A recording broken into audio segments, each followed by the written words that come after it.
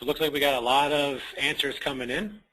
I want to now share our results with the team. And what we see here is a fairly typical distribution of what we would expect in the industry. The majority of you responded with a reasonable expectancy.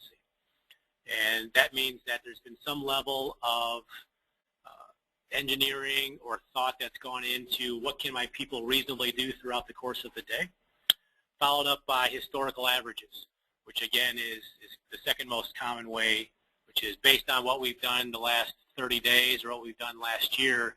That's what we hold our people to, or that's what we plan for. With a dynamic engineer standard being the lowest of the three available, and then none being a small component of that.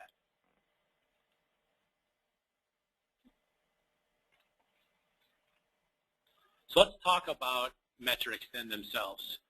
You know, regardless of the metric that you choose, a historical average, a reasonable expectancy, or a dynamic standard, it's important that those performance metrics are fair and accurate. You know, we can talk about that some of those will be more accurate, some of those will be more fair, but the idea being not necessarily the metric itself, but what you do with the information. If the tools that I have available today are simply historical averages, that's great. And you know, anybody would encourage you to use those to the best of the tools that you have, but ultimately understand that there's going to be some variation in those based on the specific work that people perform.